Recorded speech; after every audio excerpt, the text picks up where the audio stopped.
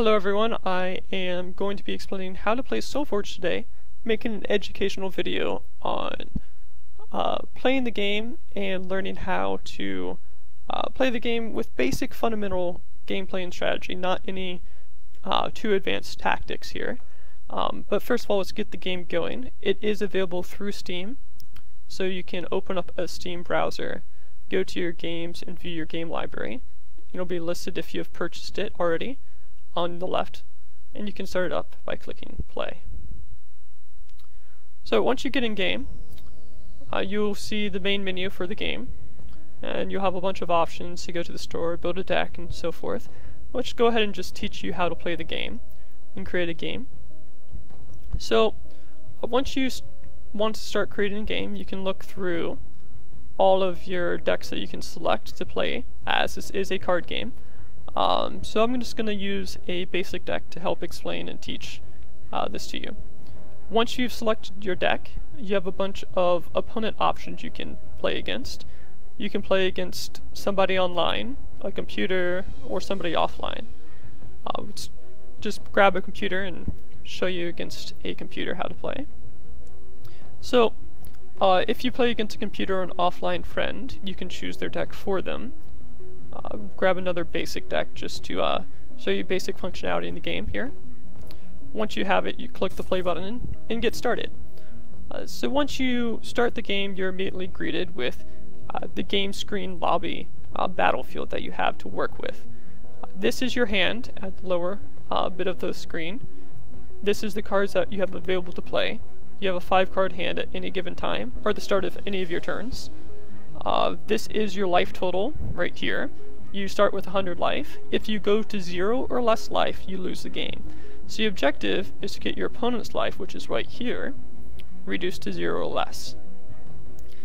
You have a progression button, which is battle. Every turn, you can battle one time. Any creature on the offensive will then battle. Creatures on the offensive are any creatures that don't have defender and don't have this defensive symbol right here. Whenever you play a creature, it is played and comes into the field with this defensive symbol for one turn. At the start of your turn, this will be removed. So the opponent computer hard went first, so he played one card instead of two to mitigate the advantage going first. The first player on the first turn only plays one card. Every turn after that, both players will play 2 cards each turn. There is no resource other than just number of plays on number of cards you can play. So a lot of people think immediately, well, let's just play the 2 strongest cards I have in the deck, or in my hand. So there are 2 kinds of cards. There are creatures and there are spells. Creatures are cards that have an attack symbol right here and a health symbol right here in the lower left and lower right of the card. So the attack strength symbolizes how much damage the creature can deal, and the health symbolizes how much health the creature has. Right now, the strongest creature I have in my hand is 6 attack, 5 health. If it fought a creature with 7 attack and 7 health, it would deal 6 damage, leaving them 1 health, and take 7, killing this creature. So that's not a favorable trade exactly. So doing something like that isn't necessarily optimal. You want to make sure that the creatures you play are able to kill off opposing creatures. Now, there are 5 lanes on the field. There's this first lane right here, the second lane, the third lane, the fourth, and finally the 5th lane right here. You can play creatures in each of the 5 lanes on your side of the field. So this first lane, second lane, third, fourth, and 5th can have creatures in them. Meanwhile, your opponent's 5 lanes right here. Anything opposing a creature, so if this creature was sitting in this lane, these creatures will fight whenever one of them is on the offensive, no longer on the defensive. I see how I would play this card and it gained a defensive circle that would be right here on the card to symbolize that it just came into play. Now this isn't a favorable trade here, so I want to make my zombie infantry stronger. There's a lot of cards that can do that in the deck, in the game, to increase the attack strength of other cards. So instead of just playing the 2 strongest cards, I want to think about the abilities of these other cards in my hand. What makes them more useful than this creature with higher stats? Well, most creatures have unique abilities, where if you double click on any card, it'll bring up a big version of the card where you can read special abilities the creature has. So for this example, Matrix Warden has the ability to give another creature 3 attack when you play him. So 3 attack would give me 9 attack, which is enough to kill off this Prowler. So let's go ahead and do that, so that these creatures can fight each other next turn in trade. Now, if other cards have special icons on them, like this one, any card that has an icon like this has a keyword ability. Keyword abilities are any abilities that are common throughout multiple cards. So this one, for example, is Breakthrough. So when a creature with Breakthrough is on the offensive and attacking, battle damage in excess of my creature's health is dealt to the opponent. So this guy has 7 attack, and I have 5 health. Normally, it doesn't matter other than the fact that my zombie infantry would go to -2 and die. Instead, the 7 attack is going to break through 2 damage to my life total, putting it at 98. Meanwhile, since I have 9 and he has 7, I would also put 2 damage on the opponent if I had Breakthrough, but since I do not, my creature's just going to kill with Prowler, and that's it.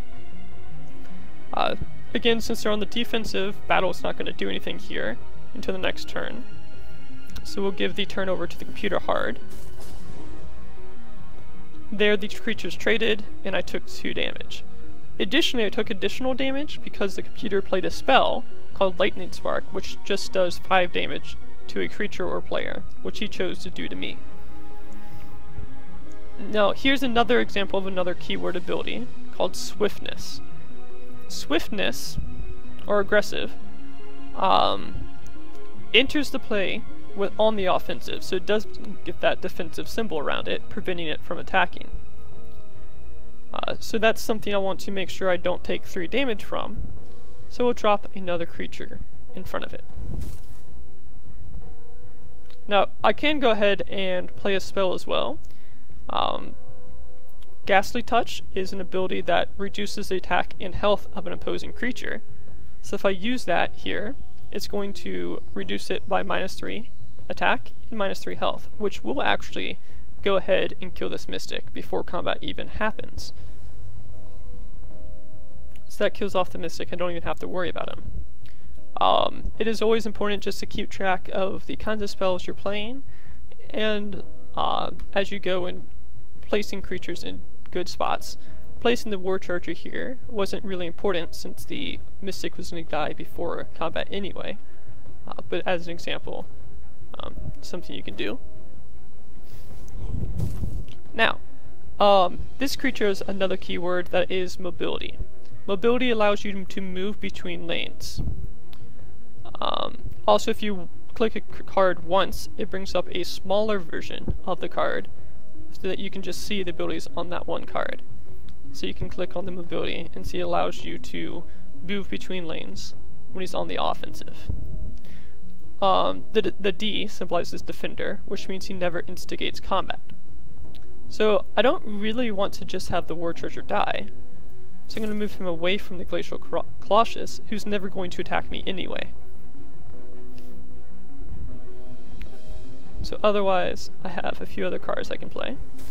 I can just always just throw another defender in front of his Colossus for free. Just to block and sit in the lane.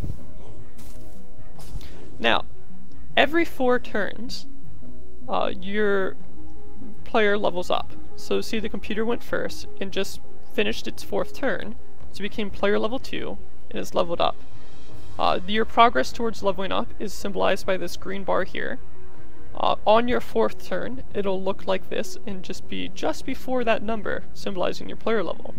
Once it reaches maximum, it resets to the beginning, and you get the player level. What the player level does is you reshuffle your deck every time. So your deck has 30 cards in it, that you're drawing 5 cards each turn. So after 4 turns, you've drawn 20 cards of your 30. So pretty soon you're going to reshuffle your deck anyway. So what happens after you've drawn those 20 is you reshuffle your deck, and anything you've played up to that point becomes stronger in the deck. So you can see your cards become stronger and better over time, evolve, so to speak. You probably noticed when we looked at the creatures before that the creature had different versions. This is the version we were playing, this level 1 Matrix Warden, that's a small guy. And then if you play him, he goes back into your deck as this level 2 version. You can have multiple copies of this in the deck, multiple copies of the first and second. And so you can then draw this level 2 version that's much stronger and progresses the game much better, provides a much bigger impact on the game. So we're going to go ahead and do that, playing creatures to go ahead and get them leveled up as we go into the 5th turn in reshuffle. So see, I go to combat in my turn, I rank up. You won't always draw level 2 cards because there are 30 cards in your deck and you've played 8 of them, so you have 8 level 2s of your 30 cards, which means you have 22 level 1s still. So you can still draw these weaker cards, which are fine. You can just deal with what you have. I'm going to go ahead and use this Ghastly Touch like I mentioned before. Can give -3/-3 to an opposing creature to make the Deep Branch Prowler have 0 health and therefore die. So a lot of the strategy of this game is to figure out what your opponent is playing and figure out what kind of cards you can play to counteract them. And what cards will be most effective once you reach the 2nd player level. And 3rd player level, because the cards become much stronger as you go. Cards will have a higher value, so as you can see, after 4 to 6 turns, we've only done 14 and 4 damage to each other of 100. That's very little when you consider that you start at 100 life. As you gain levels though, these cards get more and more attack stats values, which become much more stronger and easier to deal with the high health very fast. The game can snowball in one player's favor very quickly, so you want to make sure that you have the right cards that you want to deal with the opposing player. So I'm going to go ahead and just block him for now because I don't have any card that can deal with the Deep Branch Prowler, 8 attack and 5 health yet. Now, an interesting thing that you can do is this 0/4 is pretty useless to me. It doesn't do anything productive for me. So what I can do is play a creature over top of it with 8 attack to kill his 8 health creature. And again, this Warden buffs up another creature's attack, which will make this Grimgaunt Spectre kill off his Primordial. So there's a lot of synergistic cards like these that can work well together to make lower attack and lower strength creatures better at taking out stronger creatures that you want to keep in mind when playing the game.